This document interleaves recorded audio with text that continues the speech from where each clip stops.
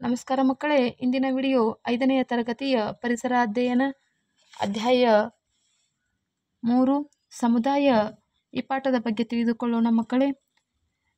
ಒಂದು ನಿಶ್ಚಿತ ಪ್ರದೇಶದಲ್ಲಿ ವಾಸಿಸುವ ಜನರ ಸಮೂಹವನ್ನು ಸಮುದಾಯ ಎಂದು ಕರೆಯುತ್ತಾರೆ.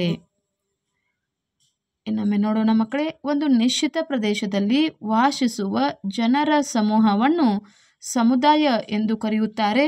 ಸಮುದಾಯದಲ್ಲಿನ ಸದಸ್ಯರು ಪರಸ್ಪರ ಅವಲಂಬಿತರಾಗಿರುತ್ತಾರೆ. ಹೌದಲ್ವಾ ಮಕ್ಕಳೇ? ಸಮುದಾಯ ಅಂದರೆ ಒಂದು ನಿಶ್ಚಿತ ಪ್ರದೇಶದಲ್ಲಿ ವಾಸ ಮಾಡುವಂತಹ ಜನ, ಆ ಸಮುದಾಯದಲ್ಲಿರುವಂತಹ ಜನ ಒಬ್ಬರಿಗೊಬ್ಬರು ಅವಲಂಬನೆಯಾಗಿರುತ್ತಾರೆ. ಬೇರೆ ಬೇರೆ ಹೆಸರುಗಳಿಂದ ಸಮುದಾಯವನ್ನು ಗುರುತಿಸುತ್ತಾರೆ. ಉದಾಹರಣೆಗೆ ಗ್ರಾಮ ಸಮುದಾಯ, ನಗರ ಸಮುದಾಯ, ಬುಡಕಟ್ಟು ಸಮುದಾಯ. ಈ ಪಾಠವನ್ನು ಕಲಿತ ನಂತರ ನೀನು ಸಮುದಾಯದ ಲಕ್ಷಣಗಳು ಮತ್ತು ಸಮುದಾಯದ ವಿಧಗಳನ್ನು ಗುರುತಿಸುವೆ. ಗ್ರಾಮ ಸಮುದಾಯ ಅಲ್ಲಿನ ವೃತ್ತಿಗಳು, ಗ್ರಾಮೀಣ ಜನರ ಸಮಸ್ಯೆಗಳು ಮತ್ತು ಪರಿಹಾರ ಕ್ರಮಗಳನ್ನು ಅರಿಯುವೆ. ನಗರ ಸಮುದಾಯದ ಜನರ ಜೀವನ, ಅಲ್ಲಿನ ಸಮಸ್ಯೆಗಳು ಮತ್ತು ಪರಿಹಾರ ಕ್ರಮಗಳನ್ನು ಪತ್ತೆ ಹಚ್ಚುವೆ. ಬುಡಕಟ್ಟು ಸಮುದಾಯದ ಪರಿಚಯವನ್ನು ಮಾಡಿಕೊಳ್ಳುವೆ. ವಿವಿಧ ಕೆಲಸಗಳ ಅಗತ್ಯತೆ ಮತ್ತು ಮೌಲ್ಯಗಳನ್ನು ತಿಳಿದು ಶ್ರಮ ಗೌರವವನ್ನು ಮೆಚ್ಚುವೆ. ಪ್ರಕೃತಿ ವಿಕೋಪಗಳ ಸಂದರ್ಭದಲ್ಲಿ ಸಮುದಾಯದ ನೆರವನ್ನು ಗುರುತಿಸುವೆ. ವಿವಿಧ ಸಮುದಾಯಗಳು. ಇಲ್ಲಿ ಒಂದು ಊರಿನ ಚಿತ್ರವನ್ನು ಕೊಟ್ಟಿದ್ದಾರೆ ಮಕ್ಕಳೇ. ಎಷ್ಟೊಂದು ಮನೆಗಳಲ್ಲವೇ? ಹೌದು ಮಕ್ಕಳೇ, ಈ ಚಿತ್ರವನ್ನು ನೋಡಿದಾಗ ನಮಗೆ ಎಷ್ಟೊಂದು ಮನೆಗಳು ಕಂಡುಬರುತ್ತದೆ. ಅದೇ ರೀತಿಯಾಗಿ ಇಲ್ಲಿರುವಂತಹ ಜನಗಳು ಬೇರೆ ಬೇರೆ ಚಟುವಟಿಕೆಗಳಲ್ಲಿ ನಿರತರಾಗಿರುವುದನ್ನು ನಾವು ನೋಡುತ್ತಿದ್ದೇವೆ. ಈ ಊರಿನಲ್ಲಿ ಹಲವಾರು ಕುಟುಂಬಗಳು ವಾಸಿಸುತ್ತಿವೆ.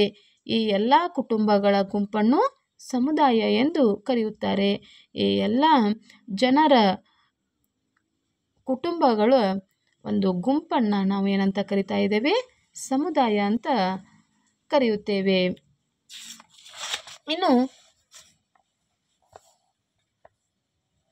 ರವಿಯ ಕಥೆಯನ್ನು ಓದಿ ಪ್ರಶ್ನೆಗೆ ಉತ್ತರಿಸು. ಆನಂದಪುರದಲ್ಲಿ ರವಿಯ ಮನೆ ಇದೆ. ಇವನ ತಂದೆ ಇಲ್ಲಿಯೇ ಹುಟ್ಟಿ ಬೆಳೆದಿದ್ದಾರೆ. ಇದೇ ರೀತಿ ಹಲವರು ಇದೇ ಊರಿನಲ್ಲಿ ಅನೇಕ ವರ್ಷಗಳಿಂದ ವಾಸವಾಗಿದ್ದಾರೆ. ಒಬ್ಬರ ಮನೆಯಲ್ಲಿ ಕಾರ್ಯಕ್ರಮ ಇದ್ದರೆ ಎಲ್ಲರೂ ನೆರವಾಗುತ್ತಾರೆ. ರವಿಯ ತಂದೆ ರೈತನಾಗಿದ್ದು ತಮ್ಮ ಕೆಲಸಕ್ಕೆ ಹಲವರನ್ನು ಅವಲಂಬಿಸಿದ್ದಾರೆ. ಸಮುದಾಯದ ಲಕ್ಷಣಗಳ್ಯಾವವು? ಯಾವುದಾದರೂ 3 ನಾವು ಇಲ್ಲಿ ಬರೆಯೋಣ ಬನ್ನಿ ಮಕ್ಕಳೇ. ಒಂದು ನಿಶ್ಚಿತ ಭೂಪ್ರದೇಶದಲ್ಲಿ ವಾಸಿಸುತ್ತಾರೆ. ಕಾರ್ಯಕ್ರಮಗಳು ಇದ್ದಾಗ ಎಲ್ಲರೂ ಭಾಗಿಯಾಗುತ್ತಾರೆ. ಪರಸ್ಪರರು ಒಬ್ಬರಿಗೊಬ್ಬರು ಅವಲಂಬಿತರಾಗಿರುತ್ತಾರೆ.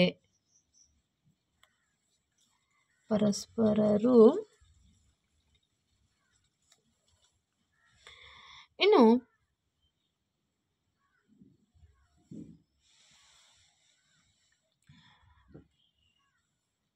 ಇಲ್ಲಿರುವ ಚಿತ್ರಗಳನ್ನು ನೀನು ಗುರುತಿಸಿದ ಅಂಶಗಳನ್ನು ಬರೆ. ಒಂದು ಗ್ರಾಮೀಣ ಸಮುದಾಯವನ್ನು ಕೊಟ್ಟಿದ್ದಾರೆ ಮಕ್ಕಳೇ. ನಾವು ಗುರುತಿಸಿದಂಥ ಅಂಶಗಳನ್ನು ಇಲ್ಲಿ ಬರೆಯೋಣ. ಗ್ರಾಮೀಣ ಸಮುದಾಯದಲ್ಲಿ ಇಲ್ಲಿ ಗ್ರಾಮದಲ್ಲಿ ಜನರು ವಿಭಿನ್ನ ಕಾರ್ಯಗಳಲ್ಲಿ ತೊಡಗಿದ್ದಾರೆ. ಆ ಕಾರ್ಯಗಳು ಯಾವುದನ್ನು ನೋಡೋಣ. ರೈತ ಉಳುಮೆ ಮಾಡುತ್ತಿರುವುದು, ಬಡಿಗ ಪೀಠೋಪಕರಣಗಳನ್ನು ಮಾಡುತ್ತಿರುವುದು, ಕಮ್ಮಾರ ಕಬ್ಬಿಣದ ವಸ್ತುಗಳನ್ನು ತಯಾರಿಸುತ್ತಿದ್ದಾರೆ. ಇನ್ನು ಪ್ರಾಣಿ ಸಾಕಾಣಿಕೆ ಮಾಡುತ್ತಿರುವುದು. ಅದೇ ರೀತಿಯಾಗಿ ಇನ್ನುಳಿದ ಪ್ರಾಣಿಗಳನ್ನು ಸಹ ವಿವಿಧ ಪ್ರಾಣಿಗಳನ್ನು ಸಾಕಿರುವುದು. ಇನ್ನು ನಗರ ಸಮುದಾಯ ನೋಡಿ ಮಕ್ಕಳೇ, ಇಲ್ಲಿ ಎಷ್ಟು ದೊಡ್ಡ ಕಟ್ಟಡಗಳಿವೆ ಎನ್ನುವುದನ್ನು, ಅದೇ ರೀತಿಯಾಗಿ ವಾಹನಗಳ ದಟ್ಟಣೆ ಇದೆ, ಜನರ ದಟ್ಟಣೆ ಇರುವುದನ್ನು ನಾವು ಕಾಣಬಹುದು. ಎಲ್ಲರೂ ಸಹ ತಮ್ಮದೇ ಆದ ಕೆಲಸಗಳಲ್ಲಿ ನಿವೃತ್ತರಾಗಿರುವುದನ್ನು, ಅಂದರೆ ಕಾರ್ಯ ಚಟುವಟಿಕೆಗಳಲ್ಲಿ ತೊಡಗಿದ್ದಾರೆ. ದೊಡ್ಡ ಕಟ್ಟಡಗಳ ನಿರ್ಮಾಣ, ವಾಹನ ಮತ್ತು ಜನರ ಸಂಚಾರ ದಟ್ಟಣೆ, ವಿಭಿನ್ನ ವೃತ್ತಿಗಳಲ್ಲಿ ತೊಡಗಿರುವುದು, ತಮ್ಮ ಇಚ್ಛಾನುಸಾರ ಉದ್ಯೋಗ ಆಯ್ಕೆ, ವಿಭಿನ್ನ ಜೀವನ ಶೈಲಿಯನ್ನು ಹೊಂದಿದ ಜನರನ್ನು ನಾವು ಇಲ್ಲಿ ನೋಡಬಹುದು. ಇನ್ನು ಬುಡಕಟ್ಟು ಸಮುದಾಯ. ಇಲ್ಲಿ ಬುಡಕಟ್ಟು ಸಮುದಾಯದಲ್ಲಿ ಕಾಡಿನಲ್ಲಿ ವಾಸ ಮಾಡುತ್ತಾರೆ. ಕಟ್ಟಿಗೆಯ ಸಹಾಯದಿಂದ ಅಡಿಗೆ ತಯಾರು ಮಾಡುತ್ತಿದ್ದಾರೆ. ಬೇಟೆಯಲ್ಲಿ ನಿರತರಾಗಿರುವರು. ಚಿಕ್ಕ ಗುಡಿಸಲುಗಳ ನಿರ್ಮಾಣ, ಪ್ರಾಣಿಗಳ ಸೇವನೆ ಇವರ ಆಹಾರವಾಗಿದ್ದು, ಉಡುಗೆ ಪ್ರಾಣಿಗಳ ಚರ್ಮವನ್ನು ಹೆಚ್ಚಾಗಿ ಬಳಸುವುದನ್ನು ನೋಡಬಹುದು. ಇನ್ನು ಗ್ರಾಮೀಣ ಸಮುದಾಯ, ನಗರ ಸಮುದಾಯ ಮತ್ತು ಬುಡಕಟ್ಟು ಸಮುದಾಯವೆಂಬ ವಿವಿಧ ಸಮುದಾಯದ ನಾವು ಪ್ರಕಾರಗಳನ್ನು ನೋಡಬಹುದು. ಇನ್ನು ಇಲ್ಲಿ ಒಂದು ಗ್ರಾಮೀಣ ಸಮುದಾಯದ ಚಿತ್ರವಿದೆ. ಈ ಚಿತ್ರವಿರುವ ಕೃಷಿ ಮತ್ತು ಕೃಷಿಯೇತರ ಚಟುವಟಿಕೆಗಳು ಯಾವುವು ಎಂಬುದನ್ನು ಬರೆಯೋಣ. ಇಲ್ಲಿ ಕೃಷಿಗೆ ಸಂಬಂಧಿಸಿದಂತಹ ಚಿತ್ರಗಳನ್ನು ನೋಡೋಣ. ಇಲ್ಲಿ ಮಡಿಕೆ ತಯಾರನ್ನು ಮಾಡಲಾಗುತ್ತಿದೆ. ಇಲ್ಲಿ ರೈತ ಹೊಲವನ್ನು ಉಳುತ್ತಿದ್ದಾನೆ. ಇದು ಬುಟ್ಟಿ ಬಿದಿರಿನ ಸಹಾಯದಿಂದ ಬುಟ್ಟಿಗಳನ್ನು ರೆಡಿ ಮಾಡ್ತಾ ಇದ್ದಾರೆ. ಅದೇ ರೀತಿಯಾಗಿ ಇಲ್ಲಿ ಕಂಬಾರ ಕೆಲಸವನ್ನು ಮಾಡುತ್ತ ಕಬ್ಬಿಣವನ್ನು ಕಾಯಿಸುವುದು, ಇಲ್ಲಿ ದೋಣಿಯಲ್ಲಿ ಮೀನನ್ನು ಇಡುವ ಮೀನುಗಾರಿಕೆಯನ್ನು, ಅದೇ ರೀತಿಯಾಗಿ ಇಲ್ಲಿ ಕೊಯ್ಲು ಮಾಡ್ತಿರುವುದನ್ನು ಮತ್ತು ಧಾನ್ಯವನ್ನು ತೂರ್ತಾ ಇರುವುದನ್ನು, ಅದೇ ರೀತಿಯಾಗಿ ಇಲ್ಲಿ ಬೇರೆ ಬೇರೆ ನಾವು ಕೆಲಸಗಳನ್ನು ಮಾಡ್ತಾ ಇರುವುದನ್ನು ನೋಡ್ತಿದ್ದೇವೆ ಮಕ್ಕಳೇ.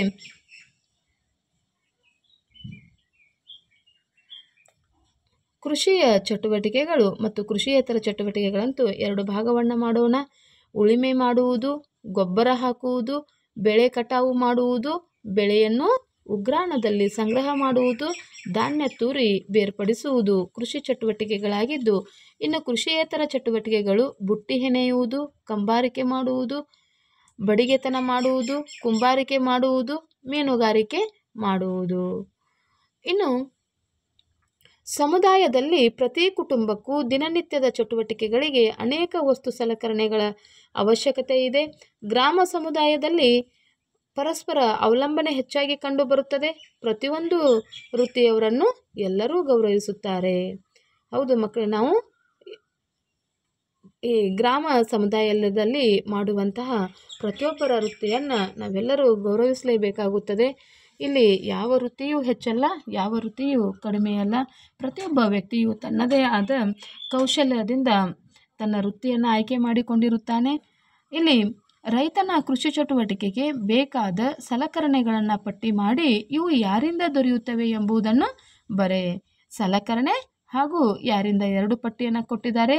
ಕುರ್ಪಿ, ಕುಡಗೋಲು, ಕುದ್ದಲಿ, ಈ ಪಿಕಾಸಿ, ಈ ರೈತರಿಗೆ ಕಬ್ಬಿಣದ ಸಲಕರಣೆಗಳನ್ನು ಏನು ನಾವು ಉಪಯೋಗಿಸುತ್ತೇವೆ ಅವುಗಳನ್ನು ಕಮ್ಮಾರ, ಚಕ್ರಬಂಡಿ, ನೇಗಿಲು, ನೊಗ ಇವೆಲ್ಲವೂ ಬಡಿಗ, ಟ್ರ್ಯಾಕ್ಟರ್ ಅಂಗಡಿಯಿಂದ, ಔಷಧಿ ಸಿಂಪಡಣೆ ಯಂತ್ರ ಇದು ಅಂಗಡಿಯಿಂದ ತರಿಸಿಕೊಳ್ಳುತ್ತೇವೆ ಮಕ್ಕಳೇ. ಮೇಳಿ, ಕುಂಟೆ ಇವೆಲ್ಲವೂ ಬಡಿಗ ತಯಾರು ಮಾಡುವಂತಹ ರೈತರ ಸಲಕರಣೆಗಳಾಗಿವೆ. ಇನ್ನು ಭಾರತದಲ್ಲಿ 72% ಜನರು ಗ್ರಾಮಗಳಲ್ಲೇ ವಾಸಿಸುತ್ತಾರೆ. ಇವರಲ್ಲಿ 70% ಮಂದಿಗೆ ಕೃಷಿಯೇ ಜೀವನಾಧಾರ. ಅಂದರೆ ಗ್ರಾಮೀಣ ಭಾಗದಲ್ಲಿ ಹೆಚ್ಚು, ಅಂದರೆ 70% ಜನ ಕೃಷಿಯನ್ನೇ ಅವಲಂಬನೆ ಮಾಡಿದ್ದಾರೆ. ಕೃಷಿಯೊಂದಿಗೆ ಹೈನುಗಾರಿಕೆ, ಹಸು ಎಮ್ಮೆ ಸಾಕಣೆ, ಕೋಳಿ ಸಾಕಾಣಿಕೆ, ಮೀನುಗಾರಿಕೆ, ರೇಷ್ಮೆ ಹುಳು ಸಾಕಣೆ ಮುಂತಾದ ಉಪಕಸುಬುಗಳನ್ನು ಮಾಡುತ್ತಾರೆ. ನೇಕಾರ, ಕಮ್ಮಾರ, ಬಡಿಗ, ಬುಟ್ಟಿ ಹೆಣೆಯುವ ಇತ್ಯಾದಿ ಕಸುಬುಗಳನ್ನು ಗ್ರಾಮಗಳಲ್ಲಿ ಕಾಣಬಹುದು. ಕೃಷಿ ಚಟುವಟಿಕೆ ಮಳೆಯನ್ನು ಅವಲಂಬಿಸಿದ್ದಾರೆ. ನೈರ್ಮಲ್ಯ, ಆರೋಗ್ಯ, ಶಿಕ್ಷಣ, ಉದ್ಯೋಗ ಸಂಬಂಧಿ ಸಮಸ್ಯೆಗಳು ಗ್ರಾಮಗಳಲ್ಲಿವೆ. ಗ್ರಾಮಗಳ ಅಭಿವೃದ್ಧಿಗಾಗಿ ಸರ್ಕಾರ ಅನೇಕ ಕಾರ್ಯಕ್ರಮಗಳನ್ನು ಕೈಗೊಂಡಿದೆ ಮಕ್ಕಳೇ. ಆ ಕಾರ್ಯಕ್ರಮಗಳು ಯಾವುವು ಎಂಬುದನ್ನು ತಿಳಿದುಕೊಳ್ಳೋಣ. ಮುಖ್ಯವಾಗಿ ಇಲ್ಲಿ 5 ಕಾರ್ಯಕ್ರಮಗಳು ಗ್ರಾಮೀಣ ಅಭಿವೃದ್ಧಿಗಾಗಿ ಸರ್ಕಾರ ಕೈಗೊಂಡಿದೆ. ಅದರಲ್ಲಿ ಮೊದಲನೆಯದಾಗಿ ಗ್ರಾಮೀಣ ವಿದ್ಯಾವಂತ ಯುವ ಜನರಿಗೆ ಸ್ವಂತ ಉದ್ಯೋಗಕ್ಕಾಗಿ ರೋಜ್ಗಾರ್ ಯೋಜನೆ ಮತ್ತು ಜವಾಹರ್ ಗ್ರಾಮ ಸಮೃದ್ಧಿ ಯೋಜನೆ. 2 ಗುಣಾತ್ಮಕ ಶಿಕ್ಷಣವನ್ನು ನೀಡಲು ಸರ್ವ ಶಿಕ್ಷಣ ಅಭಿಯಾನ. ಅದೇ ರೀತಿಯಾಗಿ ಗ್ರಾಮ ನೈರ್ಮಲ್ಯದ ಗುರಿಗಾಗಿ ನಿರ್ಮಲ ಗ್ರಾಮ ಯೋಜನೆ. 4 ಹೆಣ್ಣು ಮಕ್ಕಳ ಭವಿಷ್ಯಕ್ಕಾಗಿ ಭಾಗ್ಯಲಕ್ಷ್ಮಿ ಯೋಜನೆ. ಇನ್ನು ಐದನೆಯದಾಗಿ ಬಡವರಿಗೆ ಉಚಿತ ನಿವೇಶನ ಮತ್ತು ಮನೆಗಳನ್ನು ಕಟ್ಟಲು ಸಾಲ ಹಾಗೂ ಅನುದಾನ ನೀಡಲು ಆಶ್ರಯ ಯೋಜನೆ. ಈ 5 ಯೋಜನೆಗಳನ್ನು ಮಕ್ಕಳೇ ನಾವು ಗ್ರಾಮೀಣ ಪ್ರದೇಶದ ಎಲ್ಲರೂ ಸಹ ಉಪಯೋಗವನ್ನು ಪಡೆದುಕೊಳ್ಳುತ್ತಿದ್ದೇವೆ.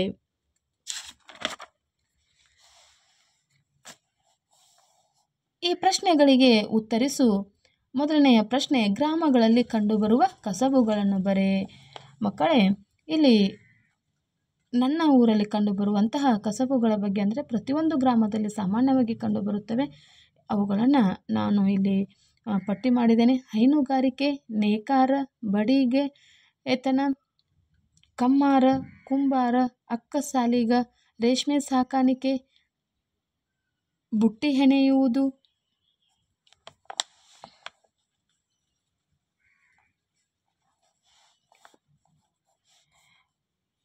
ಕೋಳಿ ಸಾಕಾಣಿಕೆ, ದರ್ಜಿ ಅಂದರೆ ಬಟ್ಟೆ ಹೊಲಿಯುವರು ಮಕ್ಕಳೇ, ಕುರಿ ಸಾಕಾಣಿಕೆ, ಚಮ್ಮಾರಿಕೆ, ಕುರಿ ಸಾಕಾಣಿಕೆ 2 ಸಲ ಆಗಿದೆ ಮಕ್ಕಳಲ್ಲಿ. ಅದೇ ರೀತಿಯಾಗಿ ಆಡು ಸಾಕಾಣಿಕೆ, ಕ್ಷೌರಿಕ, ರೇಷ್ಮೆ ಹುಳು ಸಾಕಾಣಿಕೆ, ಮೀನುಗಾರಿಕೆ. ಇಲ್ಲಿ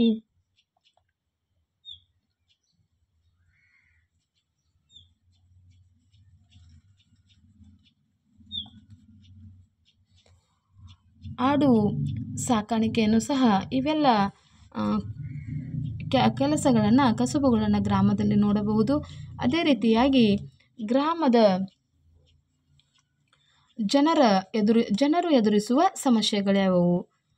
ಒಂದು, ಗ್ರಾಮದ ಜನರು ಸಾಕಷ್ಟು ಸಮಸ್ಯೆಗಳನ್ನು ಅನುಭವಿಸುತ್ತಾರೆ ಮಕ್ಕಳೇ. ಅದರಲ್ಲಿ ಮುಖ್ಯವಾಗಿ ಶಿಕ್ಷಣದ ಸಮಸ್ಯೆ, ನಿರುದ್ಯೋಗ ಸಮಸ್ಯೆ, ವಿದ್ಯುತ್ ಸಮಸ್ಯೆ, ಕುಡಿಯುವ ನೀರಿನ ಸಮಸ್ಯೆ, ಸಾರಿಗೆ ಸಮಸ್ಯೆ, ಆಸ್ಪತ್ರೆ ಅಂದರೆ ಆರೋಗ್ಯದ ಸಮಸ್ಯೆ, ಆಸ್ಪತ್ರೆ ವ್ಯವಸ್ಥೆ ಇಲ್ಲದಿರುವುದು, ಬಡತನದ ಆರ್ಥಿಕ ಸಮಸ್ಯೆ, ವೈಜ್ಞಾನಿಕ ತಿಳುವಳಿಕೆಯ ಕೊರತೆ ಇದೆ, ಇನ್ನು ನೈರ್ಮಲ್ಯದ ಕೊರತೆ.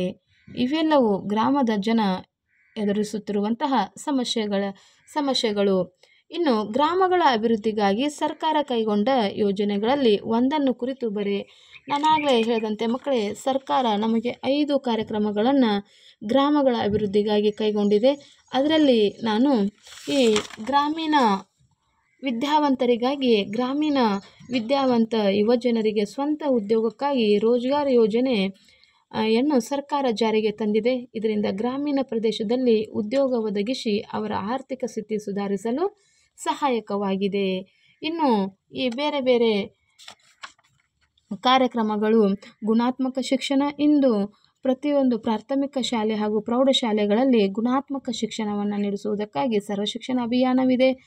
ಇನ್ನು ಪ್ರತಿಯೊಂದು ಗ್ರಾಮವು ಸ್ವಚ್ಛತೆಯನ್ನು ಕಾಪಾಡಿಕೊಳ್ಳುವುದಕ್ಕಾಗಿ ನಮ್ಮ ಸರ್ಕಾರ ನಿರ್ಮಲ್ಯ ಗ್ರಾಮ ಯೋಜನೆಯನ್ನು ಜಾರಿಗೆ ತಂದಿದೆ. ಇನ್ನು ಹೆಣ್ಣು ಮಕ್ಕಳ ಭವಿಷ್ಯಕ್ಕಾಗಿ ಪ್ರತಿಯೊಂದು ಹೆಣ್ಣು ಮಕ್ಕಳಿಗಾಗಿ ಭಾಗ್ಯಲಕ್ಷ್ಮಿ ಯೋಜನೆಯನ್ನು ಜಾರಿಗೆ ತಂದಿದೆ.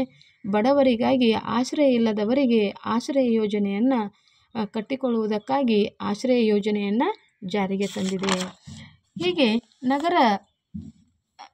ನಗರ ಸಮುದಾಯದ ಬಗ್ಗೆ ತಿಳಿದುಕೊಳ್ಳೋಣ. ಇದೊಂದು ಮಹಾನಗರದ ಚಿತ್ರ. ಈ ಚಿತ್ರದಲ್ಲಿ ನೀನು ಗಮನಿಸಿದ ಅಂಶಗಳನ್ನು ಚಿತ್ರದ ಕೆಳಗೆ ಕೊಟ್ಟಿರುವ ಖಾಲಿ ಜಾಗದಲ್ಲಿ ಬರೆ. ನೋಡಿ ಮಕ್ಕಳೇ, ಈ ಚಿತ್ರವನ್ನು ಗಮನಿಸಿದಾಗ ನಮಗೆ ಸಂಚಾರ ದಟ್ಟಣೆಯನ್ನು ಕಾಣ್ತಾ ಇದ್ದೇವೆ, ವಾಹನಗಳ ದಟ್ಟಣೆಯನ್ನು ಕಾಣ್ತಾ ಇದ್ದೇವೆ ಮಕ್ಕಳೇ. ಹೆಚ್ಚು ಅಂತಸ್ತಿನ ಮನೆ ಅಂದರೆ ಇಲ್ಲಿ 1 ಅಂತಸ್ತಿಲ್ಲ, 2, ಇಲ್ಲಿ 5-6 ಮಹಡಿಗಳು, ಇನ್ನೂ ಹೆಚ್ಚು ಮಹಡಿಗಳಿರುವಂತಹ ಮನೆಗಳನ್ನು ಅಥವಾ ಕಟ್ಟಡಗಳ ನಿರ್ಮಾಣವನ್ನು ನೋಡ್ತಾ ಇದ್ದೇವೆ. ವಿಭಿನ್ನ ವೃತ್ತಿ ಹಾಗೂ ಕ್ರಿಯಾಶೀಲರಾಗಿರುವುದನ್ನು ಕಾಣಬಹುದು. ಅದೇ ರೀತಿಯಾಗಿ ಇನ್ನೂ ಹಲವಾರು ಈ ಚಿತ್ರದಿಂದ ನಾವು ನೋಡಬಹುದಾಗಿದೆ. ಇಂತಹ ನಗರಗಳಿಗೆ ಜನರು ಶಿಕ್ಷಣ, ಉದ್ಯೋಗಕ್ಕಾಗಿ ಗ್ರಾಮೀಣ ಪ್ರದೇಶಗಳಿಂದ ಬರುತ್ತಾರೆ. ವಿಧದ ವೃತ್ತಿಗಳನ್ನು ಮಾಡುವ ಜನರು ನಗರಗಳಲ್ಲಿ ಕಂಡುಬರುತ್ತಾರೆ. ಇನ್ನು ಈ ಕೆಳಗಿನ ಚಿತ್ರಗಳನ್ನು ನೋಡಿ ಇವರು ಯಾವ ಕೆಲಸ ಮಾಡುತ್ತಿದ್ದಾರೆ ಎಂಬುದನ್ನು ಬರೆ. ಇದೇ ವೃತ್ತಿಯನ್ನು ಮಾಡುವವರು ನಿನ್ನ ಊರಿನಲ್ಲಿದ್ದರೆ ಆ ಚಿತ್ರಕ್ಕೆ ನಾವು ಸರಿ ಅಂಥೇಳಿ ಗುರುತನ್ನು ಹಾಕೋಣ. ಬ್ಯಾಂಕ್ ಕೆಲಸ, ಇದು ನನ್ನ ಊರಿನಲ್ಲಿ ಮಾಡುವಂತಹ ಕೆಲಸ. ಫ್ಯಾಕ್ಟ್ರಿ ಕೆಲಸ, ಇಲ್ಲ ಮಕ್ಕಳೇ. ಅದೇ ರೀತಿಯಾಗಿ ಹಣ್ಣುಗಳು ಮತ್ತು ತರಕಾರಿಗಳನ್ನು ಮಾರುವವರು, ಇದಕ್ಕೆ ರೈಟ್ ಮಾರ್ಕನ್ನು ಹಾಕಿದ್ದೇನೆ. ಕಾರ್ ರಿಪೇರಿ ಮಾಡುತ್ತಿರುವುದು, ಕರೆಂಟ್ ಕೆಲಸವನ್ನು ಮಾಡುತ್ತಿರುವವರು, ವೈದ್ಯಕೀಯ ವೃತ್ತಿ, ಇವೆಲ್ಲವಕ್ಕೂ ನನ್ನ ಗ್ರಾಮದಲ್ಲಿ ಮಾಡುತ್ತಿರುವಂತಹ ಕೆಲಸಗಳಾಗಿವೆ. ಅದೇ ರೀತಿಯಾಗಿ ಬಣ್ಣ ಹಚ್ಚುವ ಕೆಲಸ, ಕಂಪನಿಯ ಬಣ್ಣ ಹಚ್ಚುವ ಕೆಲಸಗಾರರಿದ್ದಾರೆ. ಕಂಪನಿಯ ಕೆಲಸ ಇಲ್ಲ ಮಕ್ಕಳೇ. ಹೂವಿನ ಮಾರುಕಟ್ಟೆಯಲ್ಲಿ ವ್ಯಾಪಾರ. ಇನ್ನು ಭಾರತದಲ್ಲಿ ಸುಮಾರು 5,000 ನಗರಗಳಿವೆ. ಅವುಗಳಲ್ಲಿ ಸುಮಾರು 10 ಲಕ್ಷಕ್ಕಿಂತಲೂ ಹೆಚ್ಚು ಜನಸಂಖ್ಯೆಯನ್ನು ಹೊಂದಿರುವ 27 ಮಹಾನಗರಗಳಿವೆ. ಇವುಗಳಲ್ಲಿ ನಮ್ಮ ರಾಜ್ಯದ ರಾಜಧಾನಿ ಬೆಂಗಳೂರು ಒಂದು. ಭಾರತದಲ್ಲಿ ಸುಮಾರು 5,000 ನಗರಗಳಿವೆ. ಅವುಗಳಲ್ಲಿ ಸುಮಾರು 10 ಲಕ್ಷಕ್ಕಿಂತ ಹೆಚ್ಚು ಜನಸಂಖ್ಯೆಯನ್ನು ಹೊಂದಿರುವ 27 ಮಹಾನಗರಗಳಿದ್ದಾವೆ ಮಕ್ಕಳೇ. ಅವುಗಳಲ್ಲಿ ನಮ್ಮ ರಾಜ್ಯದ ರಾಜಧಾನಿಯಾದ ಬೆಂಗಳೂರು ಸಹ ಒಂದಾಗಿದೆ. ನಗರದ ಚಿತ್ರವನ್ನು ನೀಡುವ ಹಲವಾರು ಚಿತ್ರಗಳು ಇಲ್ಲಿವೆ. ಈ ಚಿತ್ರಗಳನ್ನು ಅವಲೋಕಿಸಿ ಪ್ರಶ್ನೆಗಳಿಗೆ ಉತ್ತರಿಸು. ಇಲ್ಲಿ ಚಿತ್ರಗಳಿದ್ದಾವೆ ಮಕ್ಕಳೇ. ಈ ಚಿತ್ರಗಳನ್ನು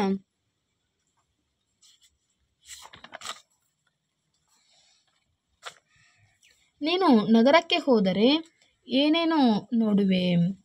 ದೊಡ್ಡ ಕಟ್ಟಡಗಳು, ದೊಡ್ಡ ರಸ್ತೆಗಳು, ಬಸ್ ನಿಲ್ದಾಣ, ವಾಹನಗಳ ದಟ್ಟಣೆ, ಸೇತುವೆಗಳು, ರೈಲು ನಿಲ್ದಾಣ, ಜನದಟ್ಟಣೆ, ವಾಣಿಜ್ಯ ಕಟ್ಟಡಗಳು, ಕಂಪನಿಗಳು, ಪಾರ್ಕ್ಗಳು, ಮೈದಾನಗಳು, ಮಾಲ್ಗಳು, ದೊಡ್ಡ ಶಾಲೆ ಕಾಲೇಜುಗಳು, ಸಂಚಾರ ಸಂಕೇತಗಳು, ಜನರು ಕೆಲಸದಲ್ಲಿ ನಿರತರಾಗಿರುವುದು, ಆಸ್ಪತ್ರೆಗಳು, ಸಿನಿಮಾ ಮಂದಿರಗಳು, ದೊಡ್ಡ ಅಂಗಡಿಗಳು, ಅಪಾರ್ಟ್ಮೆಂಟ್ಗಳು, ಕಾರ್ಖಾನೆಗಳು. ಇನ್ನು ನಗರಕ್ಕೆ ಹೋದರೆ ಸಾಕಷ್ಟು ಗ್ರಾಮಗಳಲ್ಲಿ ನೋಡೋದಕ್ಕಿಂತ ಹೆಚ್ಚು ನಾವು ಸೌಲಭ್ಯಗಳನ್ನು ಈ ನಗರ ಪ್ರದೇಶಗಳಲ್ಲಿ ನೋಡಬಹುದಾಗಿದೆ ಮಕ್ಕಳೇ. ಈ ಚಿತ್ರಗಳಲ್ಲಿ ಪರಿಸರ ಮಾಲಿನ್ಯಕ್ಕೆ ಸಂಬಂಧಿಸಿದ ಚಿತ್ರಗಳಿಗೆ ಸರಿ ಎಂದು ಗುರುತು ಹಾಕು. ನೀನು ನಗರದಲ್ಲಿ ವಾಸಿಸುತ್ತಿದ್ದರೆ ಎದುರಿಸುತ್ತಿರುವ ಸಮಸ್ಯೆಗಳ್ಯಾವುವು? ನಗರದಲ್ಲಿ ವಸತಿ ಸಮಸ್ಯೆಗಳಿದ್ದಾವೆ, ನೀರಿನ ಸಮಸ್ಯೆಗಳಿದ್ದಾವೆ, ಸಂಚಾರ ದಟ್ಟಣೆಯ ಸಮಸ್ಯೆ ಇದೆ, ಉದ್ಯೋಗಗಳ ಕೊರತೆ ಇದೆ, ನೈರ್ಮಲ್ಯದ ಸಮಸ್ಯೆಗಳಿದ್ದಾವೆ, ಪರಿಸರ ನಾಶ, ಅದೇ ರೀತಿಯಾಗಿ ದುಬಾರಿ ಶಿಕ್ಷಣ, ಈ ರೀತಿಯಾಗಿ ಇನ್ನೂ ನಗರದಲ್ಲಿರುವಂತಹ ವಾಸಿಸುತ್ತಿದ್ದರೆ ಸಾಕಷ್ಟು ಸಮಸ್ಯೆಗಳನ್ನು ನಾವು ನೋಡಬಹುದಾಗಿದೆ. ಅದೇ ರೀತಿಯಾಗಿ ಇಲ್ಲಿ ಕಸ ತ್ಯಾಜ್ಯ ವಿಲೇವಾರಿ ಸಮಸ್ಯೆಯೂ ಸಹ ಈ ದೊಡ್ಡ ದೊಡ್ಡ ನಗರಗಳಲ್ಲಿ ಕಾಣುತ್ತಿರುವಂತಹ ಇನ್ನೊಂದು ಮುಖ್ಯ ಸಮಸ್ಯೆಯಾಗಿದೆ ಮಕ್ಕಳೇ.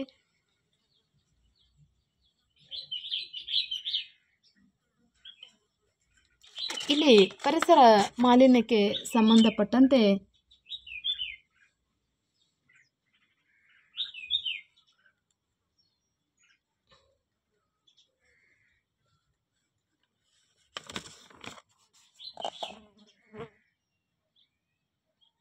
ನೋಡಿ ಮಕ್ಕಳೇ, ಈ ಚಿತ್ರವನ್ನು ನೋಡಿದ್ದೇವಲ್ಲ, ಈ ಚಿತ್ರಗಳಲ್ಲಿ ನಾವು ಪರಿಸರ ಮಾಲಿನ್ಯವನ್ನು ನಾವು ಇಲ್ಲಿ ನೋಡಿ ಮಕ್ಕಳೇ, ಪರಿಸರ ಮಾಲಿನ್ಯವನ್ನು ನೋಡಬಹುದು. ಅದೇ ರೀತಿಯಾಗಿ ಇಲ್ಲಿ ಇದೇ ರೀತಿಯಾಗಿ ಈ ಚಿತ್ರದಲ್ಲಿ ಪರಿಸರ ಮಾಲಿನ್ಯವನ್ನು, ಈ ಚಿತ್ರದಲ್ಲಿ ಅದೇ ರೀತಿಯಾಗಿ ಪರಿಸರ ಮಾಲಿನ್ಯವನ್ನು ನೋಡ್ತಾ ಇದ್ದೇವೆ ಮಕ್ಕಳೇ. ಇಲ್ಲಿ ಪರಿಸರ ಮಾಲಿನ್ಯವನ್ನು ನೋಡ್ತಾ ಇದ್ದೇವೆ ಮಕ್ಕಳೇ. ಹೀಗೆ ಈ ಚಿತ್ರಗಳಲ್ಲಿ ನಾವು ಇಲ್ಲಿ ಪರಿಸರ ಮಾಲಿನ್ಯವನ್ನು ನೋಡ್ತಾ ಇದ್ದೇವೆ. ಈ ರೀತಿಯಾಗಿ ಹೋಗಿದರೆ ಇಲ್ಲಿ ಪರಿಸರ ಮಾಲಿನ್ಯವನ್ನು ಇಲ್ಲಿ ನೋಡಬಹುದು ಮಕ್ಕಳೇ. ಹೊಳೆಗಳಲ್ಲಿ ಪರಿಸರ ಮಾಲಿನ್ಯವನ್ನು ನಾವು ನೋಡಬಹುದು. ನಗರಗಳ ಬೆಳವಣಿಗೆಯಿಂದ ಪರಿಸರಕ್ಕೆ ಆಗುತ್ತಿರುವ ಹಾನಿಯನ್ನು ವಿವರಿಸು. ಪರಿಸರದ ನಾಶವಾಗುತ್ತಿದೆ, ಪರಿಸರದ ಮಾಲಿನ್ಯವಾಗುತ್ತಿದೆ, 3 ಶುದ್ಧ ಗಾಳಿಯ ಕೊರತೆಯಾಗುತ್ತಿದೆ, 4 ಪರಿಸರ ಅಸಮತೋಲನವಾಗುತ್ತಿದೆ. ಇನ್ನು ಶಿಕ್ಷಕರ ಸಹಾಯದಿಂದ ಈ ಕೆಳಗಿನವುಗಳನ್ನು ಗೆಳೆಯರೊಂದಿಗೆ ಚರ್ಚಿಸು. ನಂತರ ತರಗತಿಯಲ್ಲಿ ಎಲ್ಲರ ಮುಂದೆ ಹೇಳು.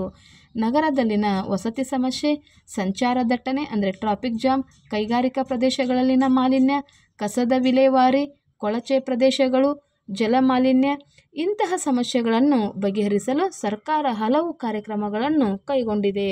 ಅವು ಯಾವ್ಯಾವೆಂದರೆ ಒಳಚರಂಡಿ ವ್ಯವಸ್ಥೆ, ಶುದ್ಧ ಕುಡಿಯುವ ನೀರಿನ ಪೂರೈಕೆ, ಸುಸಜ್ಜಿತ ಬಸ್ಸು ಹಾಗೂ ರೈಲು ನಿಲ್ದಾಣಗಳ ವ್ಯವಸ್ಥೆಯನ್ನು ಮಾಡಿದ್ದಾರೆ. ನಗರ ಹೊರವಲಯಗಳಲ್ಲಿ ವರ್ತುಲ ರಸ್ತೆಗಳ ನಿರ್ಮಾಣವಾಗಿದ್ದಾವೆ. ಇನ್ನು ಉದ್ಯಾನವನಗಳ ನಿರ್ಮಾಣ ಮಕ್ಕಳೇ, ಸರ್ಕಾರದ ಕಾರ್ಯಕ್ರಮದ ಜೊತೆಗೆ ನಗರದಲ್ಲಿರುವ ಪ್ರತಿಯೊಬ್ಬರೂ ನಗರದ ಸ್ವಚ್ಛತೆಯನ್ನು ಕಾಪಾಡಬೇಕು. ಸಹಕಾರ, ಸ್ನೇಹ, ಪ್ರೀತಿ, ವಿಶ್ವಾಸದಿಂದ ಎಲ್ಲರೂ ಬಾಳಬೇಕು ಮಕ್ಕಳೇ. ಅಂದಾಗ ಮಾತ್ರ, ಎಲ್ಲರೂ ಸಹಕಾರವನ್ನು ಕೊಟ್ಟಾಗ ಮಾತ್ರ ಈ ಸರ್ಕಾರಕ್ಕೆ ತಂದಂತಹ ಕಾರ್ಯಕ್ರಮಗಳನ್ನು ಸರಿಯಾದ ರೀತಿಯಲ್ಲಿ ನಾವು ಸದ್ಬಳಕೆಯನ್ನು ಮಾಡಿಕೊಳ್ಳಬಹುದು, ಪರಿಸರ ಸಂರಕ್ಷಣೆಯನ್ನು ಮಾಡಬಹುದು. ಇನ್ನು ಬುಡಕಟ್ಟು ಸಮುದಾಯ, ಈ ಚಿತ್ರದಲ್ಲಿರುವ ಯಾವ ಅಂಶಗಳು ನಿನ್ನ ಪರಿಸರಕ್ಕಿಂತ ವಿಭಿನ್ನವಾಗಿವೆ ಎಂಬುದನ್ನು ಬರೆ. ಬುಡಕಟ್ಟು ಸಮುದಾಯ ಮತ್ತು ನಾವು. ಒಂದು, ಪ್ರಾಣಿಗಳ ಚರ್ಮ ಉಡುಗೆ ತಯಾರಿಕೆಯಲ್ಲಿ ಉಪಯೋಗ ಮಾಡ್ತಾರೆ ಮಕ್ಕಳೇ. ಅಂದರೆ ಕಡಿಮೆ ಬಟ್ಟೆಯ ತಯಾರಿಕೆ, ಅದರಲ್ಲಿ ಪ್ರಾಣಿಗಳ ಚರ್ಮ ಇನ್ನಿತರ ಗಳನ್ನು ಉಡುಗೆ ತಯಾರಿಕೆಯಲ್ಲಿ ಬಳಕೆ. ನಾವು ಆದಷ್ಟು ಹತ್ತಿ ಬಟ್ಟೆಗಳನ್ನು, ಕಾಟನನ್ನು ಉಪಯೋಗ ಮಾಡ್ತೇವೆ ಬಟ್ಟೆಗಳ ತಯಾರಿಕೆಯಲ್ಲಿ. ವಿಭಿನ್ನ ನಾರುಗಳಿಂದ ಉಡುಪು ತಯಾರಿಕೆಯನ್ನು ಸಹ ಮಾಡುತ್ತೇವೆ. ಹಸಿ ಗಡ್ಡೆಗೆಣಸು ತಿನ್ನುತ್ತಾರೆ. ನಾವು ತರಕಾರಿಗಳನ್ನು ಬೇಯಿಸಿ ತಿನ್ನುತ್ತೇವೆ. ಆಹಾರಕ್ಕಾಗಿ ಪ್ರಾಣಿಗಳನ್ನು ಬೇಟೆಯಾಡುತ್ತಾರೆ. ನಾವು ಆಹಾರದ ಲಭ್ಯತೆಗಾಗಿ ಕೃಷಿಯನ್ನು ಅವಲಂಬಿಸಿದ್ದೇವೆ. ಗುಡಿಸಿನಲ್ಲಿ ವಾಸಿಸುವವರು, ನಾವು ಕಟ್ಟಡಗಳಲ್ಲಿ ವಾಸಿಸುತ್ತೇವೆ. ಇನ್ನು ಬುಡಕಟ್ಟು ಸಮುದಾಯದವರು ವಿದ್ಯುತ್ ಸೌಲಭ್ಯವನ್ನು ಹೊಂದಿಲ್ಲ, ನಾವು ವಿದ್ಯುತ್ ಸೌಲಭ್ಯವನ್ನು ಹೊಂದಿದ್ದೇವೆ ಮಕ್ಕಳೇ. ಅದೇ ರೀತಿಯಾಗಿ ಇವರಿಗೆ ಶಿಕ್ಷಣದ ವ್ಯವಸ್ಥೆ ಸರಿಯಾದ ರೀತಿಯಲ್ಲಿಲ್ಲ. ನಮಗೆ ಶಿಕ್ಷಣವನ್ನು ನಾವು ಸುಲಭವಾಗಿ ಪಡೆದುಕೊಳ್ಳುತ್ತಿದ್ದೇವೆ ಮಕ್ಕಳೇ.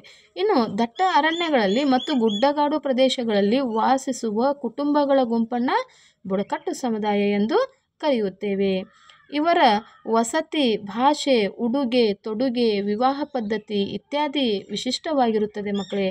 ಕರ್ನಾಟಕದಲ್ಲಿ ಮೈಸೂರು ಜಿಲ್ಲೆಯ ಸೋಲಿಗರು, ದಕ್ಷಿಣ ಕನ್ನಡ ಜಿಲ್ಲೆಯ ಕೊರಗರು, ಕೊಡಗು ಜಿಲ್ಲೆಯ ಜೇನು ಕುರುಬರು ಮತ್ತು ಎರವರು ಮುಂತಾದ ಬುಡಕಟ್ಟು ಸಮುದಾಯಗಳನ್ನು ನಾವು ನಮ್ಮ ಕರ್ನಾಟಕದಲ್ಲಿ ಸಹ ನೋಡಬಹುದು ಮಕ್ಕಳೇ.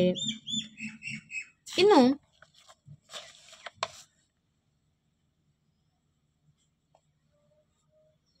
ಚಿತ್ರಗಳ ಸಹಾಯದಿಂದ ಇವರ ಕಸಬುಗಳನ್ನು ಬರೆಯಂತ ಇದೆ. ಇಲ್ಲಿ ಬೇಟೆಯಾಡುವುದು, ಜೇನುತುಪ್ಪವನ್ನು ತೆಗೆಯುವುದು, ಬಿದಿರಿನ ಬುಟ್ಟಿ ಹೆಣೆಯುವುದು, ಗಡ್ಡೆಗೆಣಸುಗಳನ್ನು ಭೂಮಿಯಿಂದ ತೆಗೆಯುವುದು, ಕಾಡಿನಲ್ಲಿ ಆಹಾರ ಪದಾರ್ಥಗಳನ್ನು ಹುಡುಕುತ್ತಿರುವುದು. ಈ ಸಮುದಾಯದವರು ಕಾಡು ಗುಡ್ಡುಗಾಡುಗಳಲ್ಲಿ ವಾಸಿಸುವುದರಿಂದ ಆರೋಗ್ಯ, ವಸತಿ, ಶಿಕ್ಷಣ, ಸಾರಿಗೆ, ಆಹಾರ, ವಿದ್ಯುತ್ ಮುಂತಾದ ಸೌಲಭ್ಯಗಳಿಂದ ವಂಚಿತರಾಗುತ್ತಿದ್ದಾರೆ. ಇತ್ತೀಚಿನ ದಿನಗಳಲ್ಲಿ ಸರ್ಕಾರವು ಈ ಸಮುದಾಯಗಳಿಗೆ ಶಿಕ್ಷಣ, ಆಹಾರ ವಿತರಣೆ, ಮನೆ, ಆರೋಗ್ಯ ಮುಂತಾದ ಸೌಲಭ್ಯಗಳನ್ನು ಒದಗಿಸುವ ಪ್ರಯತ್ನದಲ್ಲಿದೆ. ತಮ್ಮ ಮೂಲಭೂತ ಅಗತ್ಯತೆಗಳನ್ನು ಪೂರೈಸಿಕೊಳ್ಳಲು ಮತ್ತು ಪರಸ್ಪರ ನೆರವಾಗಲು ನಿರ್ದಿಷ್ಟ ಪ್ರದೇಶದಲ್ಲಿ ಒಂದಾಗಿ ಬದುಕುವ ಜನರ ಗುಂಪೇ ಸಮುದಾಯ ಎಂದು ನೀನು ತಿಳಿದೆ. ಹೌದಲ್ವಾ ಮಕ್ಕಳೇ? ನಾವೆಲ್ಲರೂ ಸಹ ಇವೆಲ್ಲವುಗಳನ್ನು ನೋಡಿದಾಗ ನಮ್ಮ ಮೂಲಭೂತ ಅವಶ್ಯಕತೆಗಳನ್ನು ಪೂರೈಸುವುದಕ್ಕೋಸ್ಕರ ನಾವು ಪರಸ್ಪರ ಒಬ್ಬರಿಗೊಬ್ಬರು ನೆರವಾಕೊಂಡು ಒಂದು ನಿರ್ದಿಷ್ಟ ಪ್ರದೇಶದಲ್ಲಿ ಒಂದಾಗಿ ಎಲ್ಲ ಜನರ ಬದುಕ್ತಾ ಇದ್ದೇವೆ. ಅದಕ್ಕೆ ಆ ಜನರ ಗುಂಪನ್ನೇ ನಾವು ಸಮುದಾಯ ಅಂತ ಕರಿತಾ ಇದ್ದೇವೆ. ಇನ್ನು ನೀನು ಈಗಾಗಲೇ ಹಲವಾರು ವೃತ್ತಿ ಅಥವಾ ಕೆಲಸಗಳ ಬಗ್ಗೆ ತಿಳಿದಿರುವೆ. ನೀನು ಮಾಡುವ ಊಟಕ್ಕೆ ಎಷ್ಟೆಲ್ಲ ಜನರ ನೆರವು ಅವಶ್ಯಕತೆ ಎಂಬುದು ನಿನಗೆ ತಿಳಿದಿದೆಯೇ? ಇಲ್ಲಿಟ್ಟಿರುವ ಚಾರ್ಟ್ ಗಮನಿಸು. ಇದರಿಂದ ನೀನೇನು ಕಲಿತೆ ಎಂಬುದನ್ನು ಬರೆ. ಇಲ್ಲಿ ನೋಡ್ರಿ, ಆಹಾರಕ್ಕೆ ನೆರವಾಗುವವರು ಬೇಕಾಗಿರುವ ಆಹಾರ ಪದಾರ್ಥಗಳು ನಮಗೆ ರೈತ ಬೇಕು. ಆ ರೈತ ಏನೆಲ್ಲ ಉಪಯೋಗವನ್ನು ಮಾಡ್ತಾನೆ? ರೈತನಿಗೆ ಭೂಮಿ ಬೇಕು, ನೀರು ಬೇಕು, ಬೀಜ ಬೇಕು, ಗೊಬ್ಬರ ಬೇಕು, ಕ್ರಿಮಿನಾಶಕ ಬೇಕು ಮಕ್ಕಳೇ, ಕೆಲಸಗಾರರು ಬೇಕು, ಸಾಗಾಣಿಕೆ ಬೇಕು, ವ್ಯಾಪಾರಿ ಬೇಕು. ಅಂದರೆ ಈ ಎಲ್ಲ ಅಂಶಗಳು ಒಬ್ಬ ರೈತನಿಗೆ ಬೆಳೆಯನ್ನು ಬೆಳಿಲಿಕ್ಕೆ ಹಾಗೂ ಅವುಗಳನ್ನು ಪಡೆದುಕೊಳ್ಳಲಿಕ್ಕೆ ಬೇಕು. ಅದೇ ರೀತಿಯಾಗಿ ಭೂಮಿ, ನೀರು ಪಡಲಿಕ್ಕೆ ಬಾವಿ, ಕೊಳೆ ಕಾಲುವೆ ತೋಡುವರು, ಪಂಪ್ಸೆಟ್ಗಳ ತಯಾರಕರು, ವಿದ್ಯುತ್ ಲೈನ್ಮನ್ ಕೆಲಸಗಾರರು ಬೇಕು. ಬೀಜವನ್ನು ರೈತ ಸಂಗ್ರಾಹಕರು, ಸಂರಕ್ಷಿಸುವವರು, ತೂಕ ನಿಗದಿ ಪಟ್ಟಣ ತಯಾರಕರು, ವಾಹನ ಚಾಲಕ, ವ್ಯಾಪಾರಿಗಳು ಬೇಕು. ಗೊಬ್ಬರಕ್ಕಾಗಿ ತಯಾರಕರು, ಸಂಸ್ಕರಿಸುವವರು, ಚೀಲ ತಯಾರಕರು, ತುಂಬುವವರು, ತೂಕ ಮಾಡುವವರು, ಸಾಗಿಸುವವರು, ವ್ಯಾಪಾರಿಗಳು. ನಾವು ಗೊಬ್ಬರ ಕೆಲಸದಲ್ಲಿ ಈ ಥರ ಕೆಲಸ ಮಾಡುವಂತಹ ಚಟುವಟಿಕೆಗಳಾಗಿವೆ ಮಕ್ಕಳೇ. ಅದೇ ರೀತಿಯಾಗಿ ಕ್ರಿಮಿನಾಶಕಗಳನ್ನು ನಾವು ತಯಾರಕರಾಗಿ ಸಂಶೋಧಕರು ಬೇಕು, ತಯಾರಿಸುವವರು ಬೇಕು, ಕೆಲಸಗಾರರು ಬೇಕು, ವ್ಯಾಪಾರಿಗಳು ಬೇಕು. ಇನ್ನು ಕೆಲಸಗಾರರು ಕೃಷಿ ಕಾರ್ಮಿಕರು ಬೇಕು ಮಕ್ಕಳೇ. ಸಾಗಾಣಿಕೆಗಾಗಿ ವಾಹನ ಬೇಕು, ವಾಹನ ಚಾಲಕರು ಬೇಕು, ಕಾರ್ಮಿಕರು ಬೇಕು. ಅದೇ ರೀತಿಯಾಗಿ ವ್ಯಾಪಾರಿ, ನಾವು ಬೆಳೆದಂತಹ ಬೆಳೆಗಳನ್ನು ವ್ಯಾಪಾರ ಮಾಡುವುದಕ್ಕಾಗಿ ಸಗಟು ವ್ಯಾಪಾರಿ ಅಥವಾ ದಲ್ಲಾಳಿಗಳು ಬೇಕು. ಇಷ್ಟೆಲ್ಲ ಒಬ್ಬ ರೈತ ತನ್ನ ಬೆಳೆಯನ್ನು ಬೆಳೆಯಬೇಕಾದರೆ ಇಷ್ಟೆಲ್ಲ ಈ ಥರ ಅಂಶಗಳು ಸಹ ನಮಗೆ ರೈತನಿಗೆ ಸಹಾಯವನ್ನು ಮಾಡುತ್ತವೆ ಮಕ್ಕಳೇ. ಆದ್ದರಿಂದ ಒಂದು ಕೆಲಸವು ಯಶಸ್ವಿಯಾಗಿ ಪೂರ್ಣಗೊಂಡಿದೆ ಎಂದರೆ ಅದರ ಹಿಂದೆ ಹಲವಾರು ಜನರ ಪರಿಶ್ರಮವಿದೆ ಎಂಬುದನ್ನು ಕಲಿತೆನು. ಅಬ್ಬಾ, ಆಹಾರ ಪದಾರ್ಥ ನಮಗೆ ಸಿಗಲು ಇಷ್ಟು ಜನರ ಕೆಲಸ ಮಾಡಿದ್ದಾರೆ ಎನ್ನುವುದಾದರೆ ಇನ್ನು ಬುಟ್ಟೆ ತಯಾರಿಕೆ, ಮನೆ ನಿರ್ಮಾಣ ಇತ್ಯಾದಿ ವಸ್ತುಗಳ ತಯಾರಿಕೆ ಹಿಂದೆ ಇನ್ನೆಷ್ಟು ಜನರ ಶ್ರಮ ಇದೆ ಎಂಬುದನ್ನು ಆಲೋಚಿಸು. ಇವರಲ್ಲಿ ಒಬ್ಬರು ಇಲ್ಲದಿದ್ದರೂ ಕೆಲಸ ಪೂರ್ಣಗೊಳ್ಳುವುದಿಲ್ಲ. ವಸ್ತುವನ್ನು ದುಡ್ಡು ಕೊಟ್ಟು ಅಂಗಡಿಯಿಂದ ತರುತ್ತೇವೆ, ಸುಲಭವಾಗಿ ಸಿಗುತ್ತದೆ ಎಂದು ನಾವು ಭಾವಿಸುವುದಕ್ಕಿಂತ ನಾವು ಬಳಸುವ ವಸ್ತುವಿನ ಹಿಂದೆ ನೂರಾರು ಜನರ ಶ್ರಮವಿದೆ ಎಂಬುದನ್ನು ಮರೆಯಬಾರದು ಮಕ್ಕಳೇ. ಆದ್ದರಿಂದ ಸಮುದಾಯದಲ್ಲಿನ ಪ್ರತಿಯೊಂದು ವೃತ್ತಿ ಅಥವಾ ಕೆಲಸವನ್ನು ನಾವು ಗೌರವದಿಂದ ಕಾಣಬೇಕು, ಪ್ರತಿಯೊಬ್ಬರನ್ನು ಗೌರವಿಸಬೇಕು. ಸಮುದ್ರದ ನೀರಿನಿಂದ ತಯಾರಾಗುವ ಉಪ್ಪು ನಮಗೆ ಹೇಗೆ ದೊರೆಯುತ್ತದೆ ಮತ್ತು ಯಾರು ಕೆಲಸ ಮಾಡಿರುತ್ತಾರೆ ಎಂಬುದರ ಬಗ್ಗೆ ಚಾರ್ಟನ್ನು ಸಿದ್ಧಪಡಿಸಿ ಶಿಕ್ಷಕರ ಸಹಾಯವನ್ನು ಪಡೆಯಂತ ಕೊಟ್ಟಿದ್ದಾರೆ ಮಕ್ಕಳೇ. ನಾವು ಉಪ್ಪನ್ನು ರೆಡಿ ಮಾಡಲಿಕ್ಕೆ ಸಮುದ್ರದ ನೀರನ್ನು ಸಂಗ್ರಹಿಸಬೇಕು. ನಂತರ ಸಂಗ್ರಹಿಸಿದ ನೀರನ್ನು ಫಿಲ್ಟರ್ ಮಾಡುವರು. ಫಿಲ್ಟರ್ ಮಾಡಿದ ನೀರನ್ನು ಕುದಿಸುವುದು. ಕುದಿಸಿದ ನೀರು ಉಪ್ಪಿನ ಹರಳಾಗುತ್ತದೆ. ಅದನ್ನು ಪ್ಯಾಕ್ ಮಾಡಿ ಮಾರುಕಟ್ಟೆಗೆ ಸಾಗಿಸುವರು. ಇಷ್ಟೆಲ್ಲ ಮಕ್ಕಳೇ ಈ ಉಪ್ಪನ್ನು ತಯಾರು ಮಾಡಲು ಮಾಡುವಂತಹ ಕೆಲಸಗಳಾಗಿವೆ. ಇನ್ನು ಒಂದು ಸಮುದಾಯವು ಅಭಿವೃದ್ಧಿಯಾಗಲು ವಿವಿಧ ಕೆಲಸಗಳು ಅಗತ್ಯ ಎಂಬುದನ್ನು ತಿಳಿದಿರುವೆ. ಸಮುದಾಯದಲ್ಲಿ ಮೂಲಭೂತ ಅಗತ್ಯ ಪೂರೈಸುವ ವೃತ್ತಿಗಳೊಂದಿಗೆ ಇನ್ನೂ ಹಲವು ವೃತ್ತಿಗಳನ್ನು ಅನುಸರಿಸುತ್ತಿರುವವರು ಇದ್ದಾರೆ. ಈ ಚಿತ್ರಗಳನ್ನು ನೋಡು. ಇವರು ಯಾರು? ಇವರಿಂದ ನಮಗಾಗುವ ಉಪಯೋಗಗಳೇನು? ಕೊಟ್ಟಿರುವ ಜಾಗದಲ್ಲಿ ಬರೆ. ಬಿದಿರಿನ ಬುಟ್ಟೆ ಹೆಣೆಯುವವರು ಮಕ್ಕಳೇ ಇವರು. ವ್ಯಾಯಾಮ ತರಬೇತಿ ಕೊಡುವವರು, ಚಿತ್ರ ಬಿಡಿಸುವವರು, ಅದೇ ರೀತಿಯಾಗಿ ಸಂಗೀತಗಾರರು, ಗೊಂಬೆ ತಯಾರಕರು,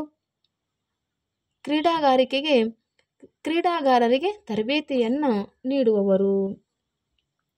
ಇನ್ನು ನಟಿಯರು ಮಕ್ಕಳೇ, ವಾರ್ತೆ ಓದುವವರು, ನೃತ್ಯಗಾರರು. ಸಮುದಾಯದಲ್ಲಿ ವಸ್ತುಗಳನ್ನು ತಯಾರಿಸಿ ಸರಬರಾಜು ಮಾಡುವವರು, ಪರಿಸರವನ್ನು ಸ್ವಚ್ಛವಾಗಿರಿಸುವವರು, ಮೂಲಭೂತ ಸೌಕರ್ಯ ಪೂರೈಸುವವರೊಂದಿಗೆ ಮನೋರಂಜನೆ, ಸಂತೋಷ, ಮಾಹಿತಿ, ಮಾನಸಿಕ ನೆಮ್ಮದಿ ನೀಡುವವರು ಅಗತ್ಯ. ಪ್ರತಿಯೊಂದು ವೃತ್ತಿಯೂ ಮುಖ್ಯ. ಒಂದು ಸಮುದಾಯದ ಅಭಿವೃದ್ಧಿಯಲ್ಲಿ ಎಲ್ಲರ ಪಾತ್ರವೂ ಇದೆ, ಅವರ ವೃತ್ತಿಗೂ ಬೆಲೆ ಇದೆ ಎಂದು ತಿಳಿದು ಪ್ರತಿಯೊಬ್ಬರನ್ನು ಗೌರವಿಸಬೇಕು ಮಕ್ಕಳೇ. ಇನ್ನು ಇಲ್ಲಿ ಕೆಲವು ಸಾಧಕರ ಚಿತ್ರಗಳನ್ನು ನೀಡಿದೆ. ಇವರು ಯಾರು, ಯಾವ ಕ್ಷೇತ್ರಗಳಲ್ಲಿ ಸಾಧನೆ ಮಾಡಿದ್ದಾರೆ ಎಂಬುದನ್ನು ಬರೆ.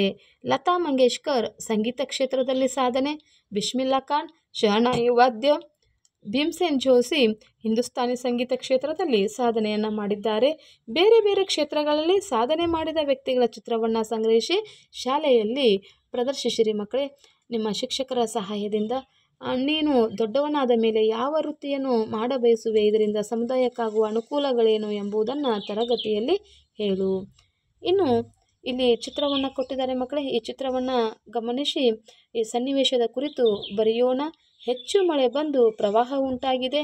ಇದರ ಪರಿಣಾಮವಾಗಿ ಸಮುದಾಯದ ಜನರು ವಾಸಿಸಲು ಮನೆಗಳೆಲ್ಲ ಮುಳುಗಿದ್ದರಿಂದ ಅಲ್ಲಿಂದ ಕಾಲ್ನಡಿಗೆ, ದೋಣಿ ಸಹಾಯದಿಂದ ಬೇರೆ ಸ್ಥಳಗಳಿಗೆ ಸಾಕು ಪ್ರಾಣಿಗಳ ಜೊತೆ ಸಾಗುತ್ತಿರುವರು.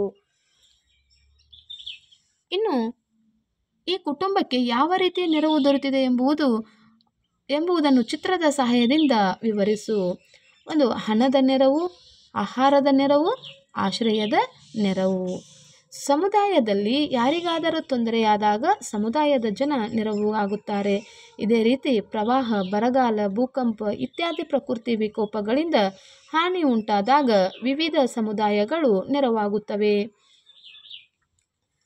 ಹೌದಲ್ವಾ ಮಕ್ಕಳೇ? ಇದು ಪ್ರತಿಯೊಬ್ಬ ಮನುಷ್ಯನ ಒಂದು ಮಾನವೀಯತೆಯ ಪ್ರಶ್ನೆ ಆಗಿದೆ. ಆಮೇಲೆ ನಮ್ಮೆಲ್ಲರ ಒಂದು ಕರ್ತವ್ಯವೂ ಸಹ ಆಗಿದೆ. ಏಕೆಂದರೆ ಮಕ್ಕಳೇ, ಒಬ್ಬರಿಗೊಬ್ಬರು ಸಮುದಾಯ ಅಂದ ಮೇಲೆ ಸಹಾಯವನ್ನು ಮಾಡಲೇಬೇಕು. ಅದೇ ರೀತಿಯಾಗಿ ಪ್ರವಾಹ, ಬರಗಾಲ, ಭೂಕಂಪಗಳು ಬಂದಾಗ, ನಮಗೆ ಇಂತಹ ಪ್ರಕೃತಿ ವಿಕೋಪಗಳು ಸಂಭವಿಸಿದಾಗ ನಮಗೆ ಕೈಲಾದಷ್ಟು ನಾವು ಇತರರಿಗೆ ಸಹಾಯವನ್ನು ಮಾಡಬೇಕು. ಇದರಿಂದ ನೀನೇನು ತಿಳಿದೆ ಎಂಬುದನ್ನು ಬರೆ. ಪ್ರಕೃತಿ ವಿಕೋಪಗಳಾದ ಪ್ರವಾಹ, ಬರಗಾಲ, ಭೂಕಂಪಗಳಿಂದ ಹಾನಿ ಉಂಟಾದಾಗ ಒಬ್ಬರಿಗೊಬ್ಬರು ಸಹಾಯ ಮಾಡಬೇಕು. ಪ್ರತಿಯೊಬ್ಬ ವ್ಯಕ್ತಿಯೂ ಸಹ ಸಮುದಾಯದ ಒಂದು ಭಾಗವಾಗಿದ್ದಾನೆ ಮಕ್ಕಳೇ. ಗುಂಪಿನಲ್ಲಿ ವಾಸಿಸುವ ಪ್ರತಿಯೊಬ್ಬ ವ್ಯಕ್ತಿಯಿಂದಾಗಿ ಸಮುದಾಯ ರಚನೆಯಾಗಿದೆ. ಸಮುದಾಯದ ಸಹಕಾರವಿಲ್ಲದೆ ನಾವು ಬದುಕಲು ಸಾಧ್ಯವಿಲ್ಲ. ಆದ್ದರಿಂದ ನಾವು ಸಂದರ್ಭ ಬಂದಾಗ ಸಮುದಾಯದ ಇತರರಿಗೆ ನೆರವಾಗೋಣ ಮಕ್ಕಳೇ.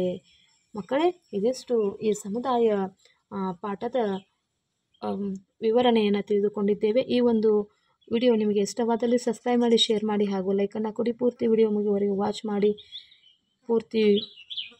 ವಾಚ್ ಮಾಡಿ ಅಂತ ಹೇಳ್ತಾ, ಇಲ್ಲಿಯವರೆಗೆ ಈ ವಿಡಿಯೋವನ್ನು ವೀಕ್ಷಿಸಿದ ಎಲ್ಲ ಮಕ್ಕಳಿಗೂ ಧನ್ಯವಾದಗಳು. ಟೇಕ್ ಕೇರ್ ಮಕ್ಕಳೇ. ಬಾಯ್.